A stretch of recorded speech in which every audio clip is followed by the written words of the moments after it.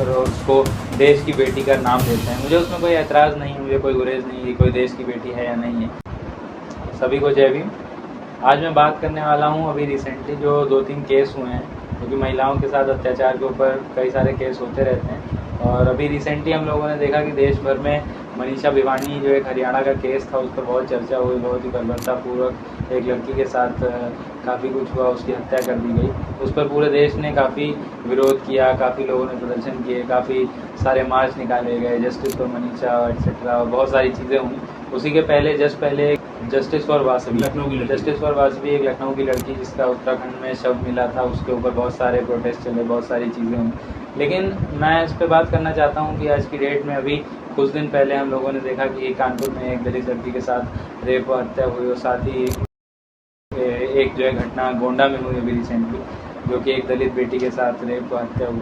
अभी इन दोनों मामलों पर पूरे देश में कोई भी विरोध प्रदर्शन, कोई भी तरह का हम लोग को बैकलैश नहीं दिखाई दे रहा। बहुत सारी यूनिवर्सिटी हैं, बहुत सारे लोग हैं, बहुत सारे एक्टिविस्ट हैं, पॉलिटिकल पार्टीज़ हैं, लेकिन इन दोनों पर मसलों पर किसी ने भी नहीं बोला।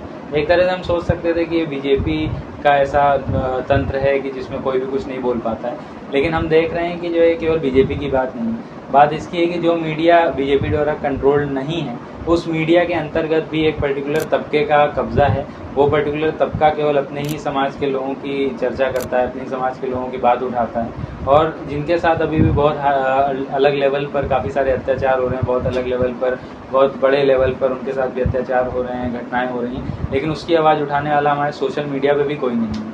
और मुझे लगता है बहुत सिलेक्टिवली ये देखा जाता है कि किस समुदाय से आने वाली किस लड़की के साथ क्या हुआ है, तब उस पर आवाज़ उठाने वाला एक पर्टिकुलर समुदाय रहता है। मैंने अक्सर देखा है कि एक पर्टिकुलर समुदाय के लोग ही जो कि मीडिया चैनल्स पर भारी हैं, वो एक ही समुदाय से आने वाली लड़कियों के ऊपर कोई भी अत्याचार पर आवाज़ उठाते हैं और उसको देश की बेटी का नाम देते हैं। मुझे उसमें कोई ऐतराज़ नहीं, मुझे कोई गुरेज नहीं कि कोई देश की बेटी है या नहीं है, लेकिन मुझे ये चीज़ गलत लगती है कि वो सिलेक्टिव होता है। अगर किसी दलित की बेटी मरती है या किसी ओबीसी की लड़की मरती है, तो मुझे लगता है उसको भी बराबर ही कवरेज मिलना चाहिए, उसके ऊपर भी बराबर ही बैकलैश होना चाहिए, उसके ऊपर छात्र संगठन, उसके ऊपर जो भी एक्टिविस्ट संगठन है, उन सबको बराबर ही आंदोलन और बराबर ही विरोध प्रदर्शन करना चाहिए, और पुलिस को उतनी तेज सुनवाई भी करनी चाहिए।